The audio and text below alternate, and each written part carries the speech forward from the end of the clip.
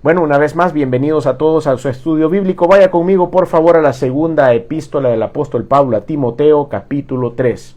Segunda de Timoteo, capítulo 3. Vamos a estar meditando en el mensaje: no te dejes desilusionar por los malos testimonios. Y vamos a descubrir a la luz de la palabra, como siempre lo he dicho, algo que es una de sus características, y es que es moderna y es actual. Muchas personas al momento de atacar la escritura dicen que es un libro antiguo, que es un libro para la sabiduría antigua y que no es aplicable a estos momentos. Pero cuando leemos porciones como estas y hacemos una comparación a lo que desarrolla nuestra sociedad, nos damos cuenta de que este libro se actualiza solo, de que está todo el tiempo moderno y que siempre puede acompañar a la humanidad, porque los achaques de la humanidad siempre van a ser los mismos en diferentes presentaciones, con diferentes estrategias, pero la guerra espiritual siempre va a estar ahí y nosotros tenemos que confiar en que su palabra siempre va a ser el mejor consejo. Así que no te dejes desilusionar por los malos testimonios. Segunda de Timoteo, capítulo 3, versículos del 1 en adelante. Creo que vamos a llegar hasta el versículo 17 en esta oportunidad. Así que vamos a leer, vamos a analizar y luego haremos la aplicación. Segunda Timoteo 3, 1.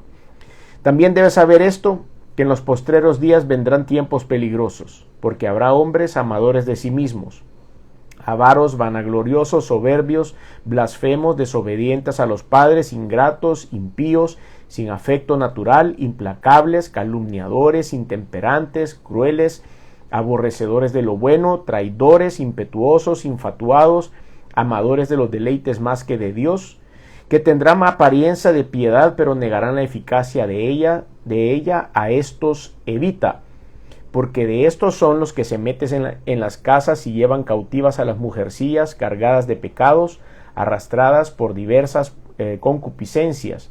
Estas siempre están aprendiendo y nunca pueden llegar al conocimiento de la verdad. Y de la manera que Janes y Jambres resistieron a Moisés, así también estos resisten la verdad. Hombres corruptos de entendimiento, reprobos en cuanto a la fe, mas no irán más adelante, porque su insensatez será manifiesta a todos, como también lo fue la de aquellos. Pero tú has seguido mi doctrina, conducta, propósito, fe, longanimidad, amor y paciencia, persecuciones, padecimientos, como los que me sobrevinieron en Antioquía, en Iconio, en Listra, persecuciones que he sufrido, y de todas me ha librado el Señor. Y también todos los que quieren vivir piadosamente en Cristo Jesús padecerán persecución. Mas los malos hombres y los engañadores irán de mal en peor, engañando y siendo engañados. Pero tú persiste en lo que has aprendido y te persuadiste sabiendo de quién has aprendido, y que desde la niñez has sabido las sagradas escrituras, las cuales te pueden hacer sabio para la salvación por la fe que es en Cristo Jesús. Toda la escritura es inspirada por Dios y es útil para enseñar, para redarguir, para corregir, para instruir en justicia, a fin de que el hombre de Dios sea perfecto, enteramente preparado para toda buena obra. Bueno, vamos a ir analizando, como siempre lo hacemos, versículo por versículo. Vamos a ver esas ideas centrales que el Señor quiere y también vamos a identificar cuáles son las palabras clave de esta porción. Versículo 1, también debes saber esto. Eso quiere decir que en el capítulo 1 y 2 de la segunda epístola hubo una clase magistral de parte de Pablo inspirado por el Espíritu Santo. En esos dos versículos el apóstol había dado muchos consejos a este joven Timoteo que empezaba en el desarrollo de su ministerio. Adicional a todo lo que él había hablado anteriormente, dice, también debes saber esto, que en los postreros días, esta frase postreros días, o también ustedes lo van a encontrar en algunas traducciones de la Biblia como en los últimos días, esta porción abarca más o menos desde el sacrificio de la cruz de Jesucristo hasta su segunda venida. Más o menos eso es lo que podemos percibir como los últimos días o los días postreros. Pedro reconoce en el Pentecostés que fue una manifestación de esos días en Hechos 2:17, y el autor de Hebreos afirma que en ellos Dios será revelado por medio del Hijo. Sin embargo, también en los postreros días vendrán tiempos peligrosos, quiere decir que el juicio está cercano en cualquier momento en esa porción de tiempo, entre la resurrección de Cristo y su pronta venida. También Jesús se refirió a estos días como el tiempo de la gran tribulación que se relaciona con su segunda venida o el segundo advenimiento.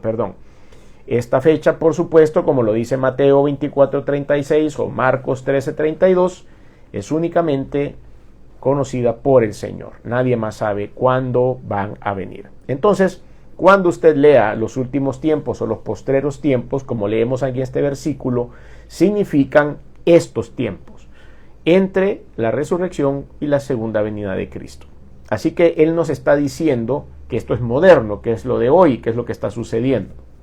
También debe saber esto, que en los postreros días vendrán tiempos peligrosos. ¿Quién no sabe que ahora vivimos tiempos peligrosos? ¿Quién no sabe que hay guerras en el Medio Oriente, que hay guerras en la Europa del Este? ¿Quién no sabe que hay tráfico de drogas sintéticas que son más fuertes que cualquier otra droga que haya enfrentado la humanidad?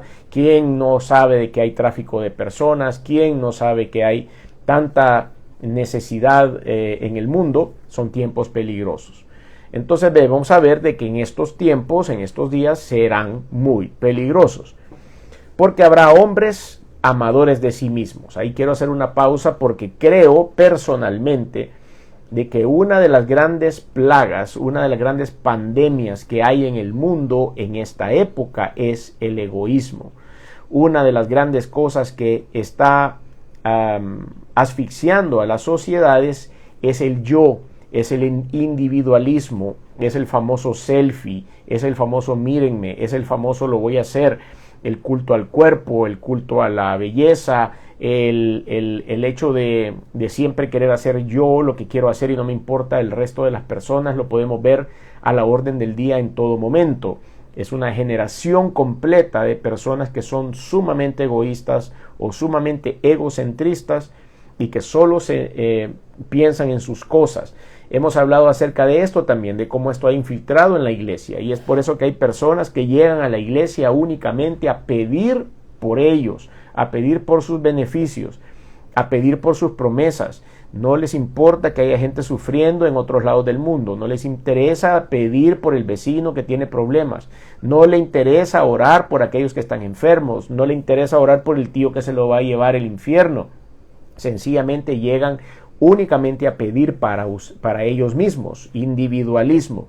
Por eso está proliferando ahora en las iglesias o mega iglesias esta doctrina de la prosperidad, porque todo el mundo llega amándose a sí mismo para resolver sus problemas y andan buscando siempre que le digan que es el mejor del mundo, que es el más inteligente del mundo y que tiene toda la autoridad y potestad de poder hacer todo el dinero del mundo.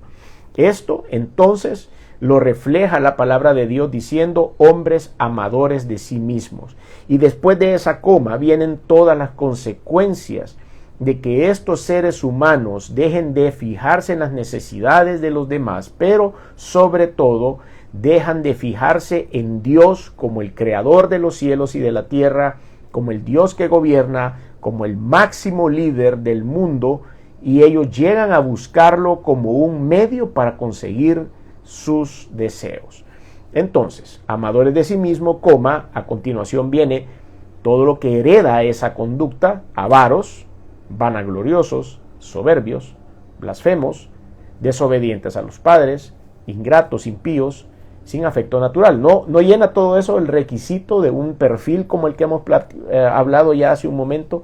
Sin afecto natural, implacables, calumniadores, intemperantes, crueles, aborrecedores de lo bueno, traidores, impetuosos, infatuados, amadores de los deleites más que de Dios, que tendrán apariencia de piedad, porque como son una fachada nada más y van a la iglesia solo para guardar la fachada, pero que realmente en su corazón solo hay intenciones egocéntricas, entonces dice que serán amadores de los deleites más que de Dios, que tendrán apariencia de piedad, pero negarán la eficacia de ella. La palabra de Dios es clara, hermanos y amigos. A estos evita, así dice, a estos evita. Son personas con las que no debemos entablar comunicación o las que no tenemos que entablar una relación. sino más bien nos debemos limitar a compartirles la palabra de Dios. Dice que hay que evitarlos, pero no hay que privarlos de escuchar el mensaje verdadero evangelio. Hay que evitar hacer amistad con estas personas porque uno lo que va a pasar es que se va a contaminar. Pero sí tenemos que seguir haciendo nuestro trabajo, porque ellos son tan pecadores como el borracho, como el blasfemo, como el que no cree en Dios, como el que está en vicios, que es nuestra responsabilidad también compartir la palabra de Dios con ellos. No quiere decir que yo me voy a hacer gran amigo del adicto o gran amigo del borracho, sino sencillamente los tengo que evitar en su medio ambiente, pero no debo dejar de compartirles la palabra. Versículo 6. Porque de estos son los que se meten en las casas y llevan cautivas a las mujercillas cargadas de pecados, arrastradas por diversas concupiscencias. Aquí está hablando un poco siempre de la lista que ya habíamos tocado, del perfil de estos amadores de sí mismos que andan siempre cazando mujeres, entran y salen y ven quién se descuida y entonces cambian de esposa a cada rato, se divorcian, se meten con una, se meten con la otra. Y aquí también la palabra nos habla un perfil de estas mujercillas, le dice la Reina Valera, por supuesto de acuerdo a la traducción que usted esté leyendo, no todas dicen la palabra mujercillas, pero sí unas mujeres simples y no simples en cuanto a su conducta, sino también a su manera de pensar o a su espíritu, cargadas de pecados, arrastradas por diversas concupiscencias, están siendo arrastradas por sus pasiones. Versículo 7. Estas, hablando de estas mujeres, siempre están aprendiendo. Quiere decir que leen y releen la Biblia, pero jamás se les queda nada. Quiere decir de que siempre escuchan los mensajes del pastor a donde corrigen estas actitudes, pero como que pasaran de noche. No aprenden nada nunca. Les entra por un oído y les sale por el otro oído. Y nunca pueden llegar al conocimiento de la verdad, dice la palabra de Dios. Aquí describe perfectamente a dos personajes. Al personaje del mundo, a este amador de sí mismo, súper egoísta, y que se junta con este tipo de mujeres que dicen ir a la iglesia, dicen querer servir a Dios, pero que sencillamente no les entra nada por ningún lado, y se encuentran estas figuras que son parte de una congregación. Este amador de sí mismo va a la iglesia, y estas mujercillas cargadas de pecados que nunca aprenden nada y que pasan de noche por cada servicio, están en las iglesias también, y ellos asimismo se identifican como cristianos, pero sencillamente tienen todas estas características. Pero vean lo que dice, cómo lo compara. Aquí en el versículo 7 hace una pausa, en el versículo 8, hace una pausa y hace una comparación. El apóstol Pablo usa una ilustración bíblica para poder comparar. Imagínense hasta dónde llegó, esto es impresionante. Versículo 8, y de la manera que Janes y Jambres resistieron a Moisés, así también estos resisten a la verdad. Hombres corruptos de entendimiento, reprobos en cuanto a la fe. Aquí sigue disparándoles duro a ellos, a esta raza de personas que ahora invaden nuestras iglesias. Y no estamos hablando de la iglesia allá en el tiempo de Pablo, en el año 60, 62 después de Cristo. Usted conoce una persona así en la iglesia. Usted sabe de quién está hablando la palabra de Dios hoy día, en este año, en nuestros postreros días.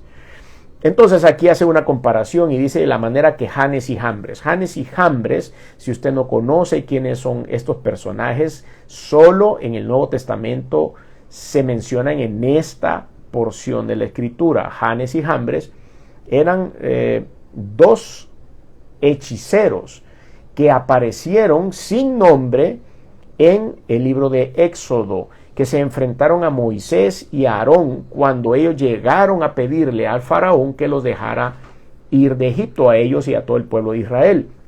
Entonces Moisés y Aarón llegaron.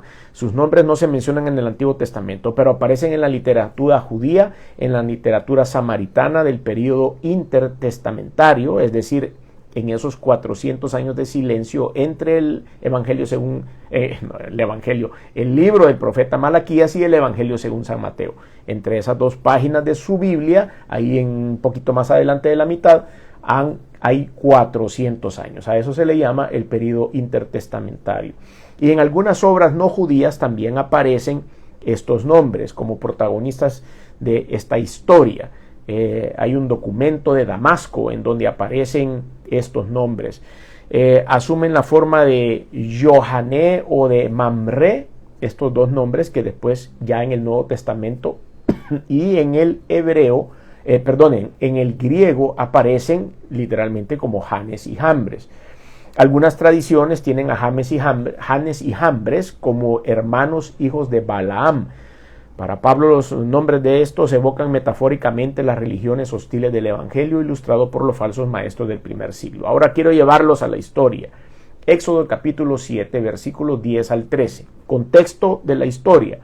Moisés está negociando con Faraón la salida del pueblo de Israel. Faraón no quiere. Empieza la negociación. Faraón le empieza a decir: ¿y vos quién sos? ¿Quién te manda? ¿Quién es tu Dios? ¿Por qué estás aquí? No tienes ningún poder, no tienes nada por qué venirme a decir esto. Y entonces en el 7:10 vemos este milagro. Vinieron pues Moisés y Aarón a Faraón e hicieron como Jehová lo había mandado. Y echó Aarón su vara delante de Faraón y de sus siervos. Y la vara se hizo culebra. Entonces llamó también Faraón a sabios y hechiceros, ahí donde él entra Janes y Jambres. E hicieron también lo mismo los hechiceros de Egipto con sus encantamientos. Quiere decir que las varas de Janes y Jambres también se hicieron serpientes. Hicieron lo mismo. Satanás va a tratar de replicar algunos milagros de Dios. Escuche bien esto.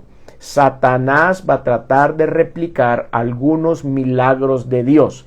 Pero la diferencia entre uno y el otro es lo siguiente.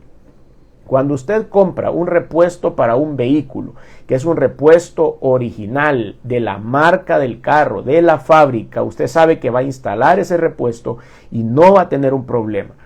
Pero se compra un repuesto de dudosa procedencia, hecho a saber en qué país, no sabemos de qué marca viene, no sabemos quién lo importa, y usted lo instala e inmediatamente ese repuesto no funciona bien, o probablemente desde un principio no funciona bien. Es porque se da cuenta uno de cuando hay un repuesto original que es verdaderamente de calidad. Lo mismo sucede en las réplicas, en la copia que hace Satanás de ciertos milagros de Dios, pero esas réplicas no son duraderas, no son verdaderas, son un repuesto falso. El poder de Dios es manifiesto y permanente. Es por eso que cuando usted enfrente una prueba en su vida, cuando enfrente un desafío, cuando usted diga, bueno, esta prueba no sé si viene de Satanás o viene de Dios, pero cuando usted supera la prueba y llega del otro lado de la prueba, no hay marcas, no hay efectos secundarios. Y usted puede decir, bueno, esta prueba de salud que pasamos, por ejemplo, vino de Dios para hacer crecer mi fe, para hacer unir a la familia, para hacer que yo tomara decisiones, para hacer que yo ordenara mi vida, para hacer cualquier cosa. Y cuando terminó la enfermedad, usted no tiene ningún efecto secundario. Pero Satanás deja huella. Cuando él viene y le pone un tropiezo a usted para que usted caiga, se tropiece, se desbarranque de la fe, cuando usted realmente empieza a voltearle el rostro a Dios, Satanás va a dejar una herida, Satanás va a dejar una cicatriz que le va a culpar a usted el resto de su vida. Por eso los milagros de Satanás son diferentes a los milagros de Dios.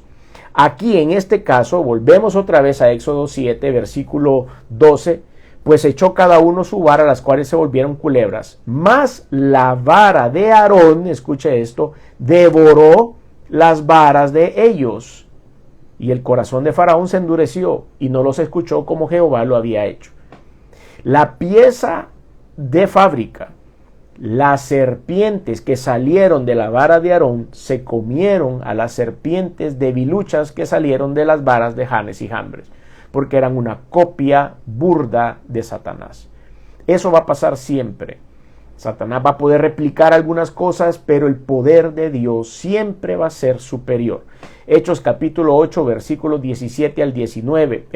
No es Hechos, es Éxodo 8 del 17 al 19. Otro ejemplo bajo Janes y Jambres también. Y dice, Y ellos lo hicieron así. Y Aarón extendió su mano con su vara y golpeó el polvo de la tierra, el cual se volvió piojos. Así en los hombres como en las bestias. Todo el polvo de la tierra se volvió piojos en todo el país de Egipto. Y los hechiceros, o sea, Janes y Jambres, hicieron así también para sacar piojos con sus encantamientos. Pero no pudieron. Así dice la Escritura, versículo 18, Éxodo 8:18. Quisieron replicar una de las plagas con las cuales el Señor estaba castigando a Egipto por no dejar ir al pueblo de Israel, la plaga de los piojos. Cuando ellos quisieron hacerlo, no les salió. Y los hechiceros hicieron así también para sacar piojos con sus encantamientos, pero no pudieron. Y hubo piojos tanto en los hombres como en las bestias. Entonces los hechiceros dijeron a Faraón: dedo de Dios es este. Mas el corazón de Faraón se endureció y no los escuchó, como Jehová lo había dicho. Vemos una vez más lo que hemos venido explicando. Janes y Jambres, entonces, regresemos a nuestra historia bíblica en la epístola del apóstol Pablo a Timoteo. Entonces, lo voy a hacer retroceder una vez más a la historia o a la escena bíblica que teníamos en nuestro estudio. Hombres engañadores, hombres amadores de sí mismos, mujeres que no entienden la palabra de Dios, dice: estos serán como Janes y Jambres, serán puestos en evidencia cuando la luz alumbre, cuando venga el poder de Dios sobre la iglesia. Estos hombres, como quedaron esos hechiceros allá delante de Faraón, serán puestos en evidencia. Estas mujeres serán puestas en evidencia. Y el problema es que mientras eso sucede, ellos, dejando un mal testimonio, están empujando a personas para que se vayan de la iglesia, porque la gente comete el error de poner los ojos sobre los seres humanos. No ponen los ojos en Cristo, van a la iglesia y si un ser humano dentro de la iglesia falla, entonces ellos se sienten ofendidísimos y que esto no debería pasar en las iglesias y entonces ya no voy a la iglesia y entonces me peleo con Dios. Estos hombres y estas mujeres, Janes y Jambres, están ahí para eso. Satanás los usa para que usted se desilusione y deje de ir a la iglesia o ande itinerante buscando iglesias por todas partes cuando su visión, su fe, su esperanza y el deseo de aprendizaje deben estar puestos únicamente en el Señor Jesucristo y nada más. Así que el consejo que nos da este estudio es: no se deje desilusionar por los malos testimonios en la iglesia. Sigamos. Después que hablamos de Janes y Jambres, versículo 9, estamos en 2 de Timoteo 3, versículo 9. Mas no irán más adelante, está hablando de estos seres humanos, ¿verdad? No irán más adelante porque su insensatez será manifiesta a todo. Quiere decir que en algún momento la luz va a encenderse, el Señor los va a señalar y el Señor los va a poner en evidencia. Será manifiesta a todos como también lo fue la de aquellos, refiriéndose a Janes y Jambres. Versículo 10. Pero tú has seguido, le dice el apóstol Pablo a Timoteo, pero tú no te preocupes, tú no sos parte de ellos, tú no sos como ellos, pero tú has seguido mi doctrina. Y ahora aquí es cuando nosotros debemos tomar por un minuto el espacio de Timoteo. Vamos a nosotros, después de un análisis interno delante de la presencia de Dios y con el escáner del Espíritu Santo, a darnos cuenta que nosotros no estamos o no deberíamos estar dentro de esta lista de detalles que le dicen a estos hombres. Más bien deberíamos estar por lo menos cerca, si no ahí, pero por lo menos cerca de calificar para ser un seguidor de Cristo como lo fue Timoteo. Es por eso que el versículo 10 aplica para usted, si está viendo este estudio bíblico, aplica para mí, que estoy transmitiendo este estudio bíblico, y dice: pero tú, o sea yo, o sea usted, has seguido mi doctrina, conducta, propósito, fe, longanimidad, amor, paciencia. Longanimidad es un sinónimo de paciencia. Persecuciones, padecimientos como los que me sobrevinieron en Antioquía, en Iconio y en Listra. Si usted quiere conocer un poquito más de eso, puede ir al libro de los Hechos, en donde están estas persecuciones que le hicieron en sus viajes misioneros al apóstol Pablo. Persecuciones que he sufrido y de todas me ha librado el Señor. Versículo, ese sí es un buen testimonio que ver. No el testimonio de estas otras personas de las que hemos hablado. El testimonio del apóstol Pablo y de ver cómo Dios lo salvó de esas persecuciones y de todo este tipo de cosas. Versículo 12. Y también todos los que quieren vivir piadosamente en Cristo Jesús padecerán persecución. Usted y yo lo padeceremos. Probablemente, si Dios no lo quiere, no vamos a llegar a los azotes, a los padecimientos, a todas estas cosas que padeció el apóstol Pablo. Pero de alguna manera usted y yo vamos a ser perseguidos, vamos a padecer persecución. Por ejemplo, cuando alguien se burla de usted por ser cristiano, cuando alguien se burla de usted por ir a la iglesia en lugar de quedarse viendo un partido de fútbol famoso, o cuando usted realmente expresa que usted no está de acuerdo con algunas de las tendencias de la sociedad porque la Biblia dice lo contrario. Solo con el hecho de ser burlado por estas cosas, usted está padeciendo persecución. Versículo 13. Mas los malos hombres y los engañadores irán de mal en peor, engañando y siendo engañados. Aquí volvemos al personaje de arriba. Pero persiste tú en lo que has aprendido y te persuadiste, sabiendo de quién has aprendido. Y que desde la niñez has sabido las sagradas escrituras. ¿Ok? ¿De quién aprendió Timoteo? Aparte de que ya le dijo el apóstol Pablo de que él había seguido su doctrina, conducta, propósito, fe, longanimidad, amor, paciencia y las persecuciones también. Aquí tenemos que unir estos dos versículos, el 14 y el 15. Pero tú persiste en lo que has aprendido y te persuadiste. ¿Qué es lo que ha aprendido? Aprendió la palabra de Dios. Recuerden que Timoteo, su abuela y su madre lo habían instruido en la palabra de Dios desde muy pequeño. Loida, Eunice y todos, él se había rodeado de todas estas personas que le habían enseñado la palabra desde muy pequeño. Pero tú persiste en lo que has aprendido y te persuadiste sabiendo que has aprendido y que desde la niñez has sabido las sagradas escrituras.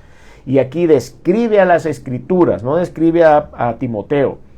¿Qué es lo que dan las escrituras? ¿Qué es lo que él aprendió desde su niñez? ¿Qué es lo que le ha quedado en el corazón y lo que él debe poner en práctica? Las cuales te pueden hacer sabio para la salvación por la fe que es en Cristo Jesús. Conocer el verdadero puente entre los seres humanos y Dios, que es Jesucristo mismo. Versículo 16. Toda la escritura es inspirada por Dios y es útil para enseñar, para redarguir, para corregir, para instruir en justicia, a fin de que el hombre de Dios sea perfecto y sea enteramente preparado para toda buena obra. Entonces, damas y caballeros, hermanos y hermanas, ¿cuál es el antídoto contra el hombre amador de sí mismo, avaro, vanaglorioso, soberbio, blasfemo, desobediente de los padres y todo lo demás que dijimos? La palabra de Dios. Este va a ser el antídoto contra ese hombre amador de sí mismo, contra el egoísta y contra las mujercillas que no aprenden nunca acerca de las cosas de Dios.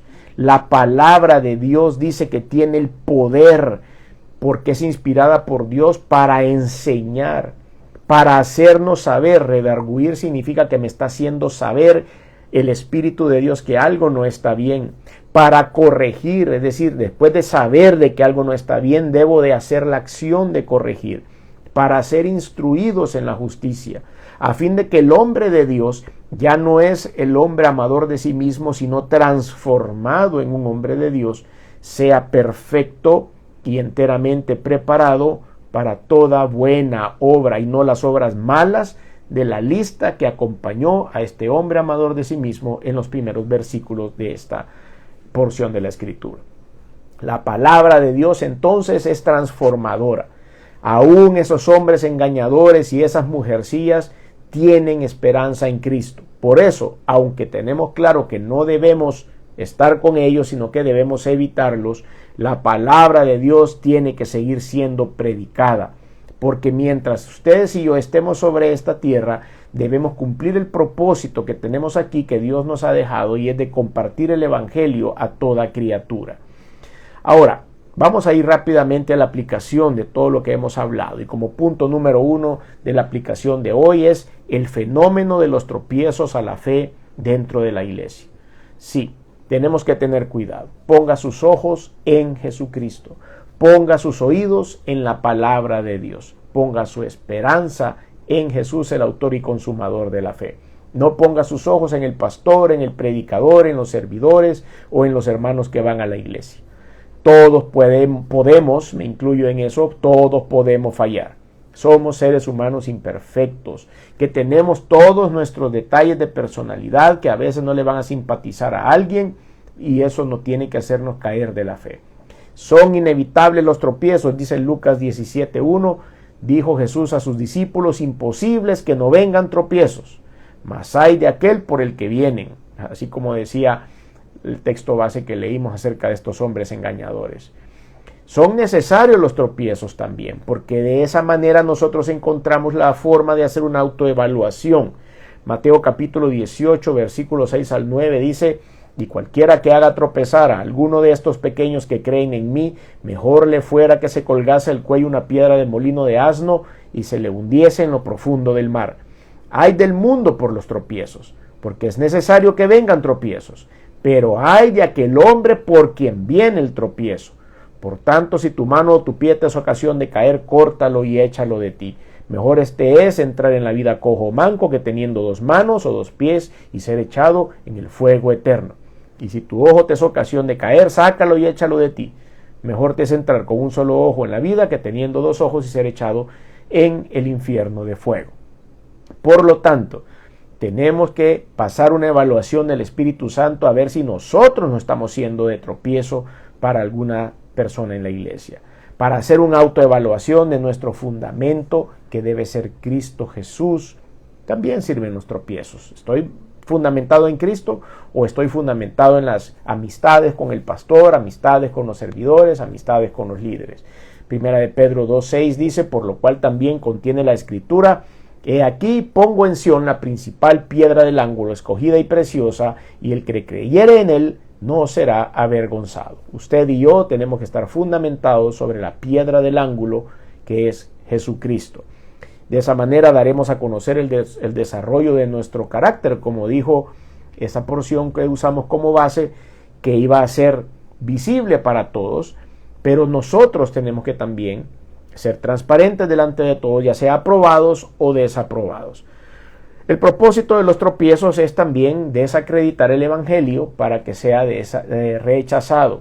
También tiene como meta el tropiezo cuando viene de una persona conducida por Satanás, es desmotivar a seguir el Evangelio y los deberes cristianos como el servicio, la oración, el evangelismo, la visitación a los enfermos, la ayuda a los necesitados, hacer estudios bíblicos, etc. Desacredita el Evangelio. Produce amargura también el tropiezo, resentimientos y aborrecimiento a las personas que lo provocaron. Hebreos capítulo 12 versículo 15 dice la palabra, mirad bien, no sea que alguno deje de alcanzar la gracia de Dios, que brotando alguna raíz de amargura os estorbe y por ella muchos sean contaminados.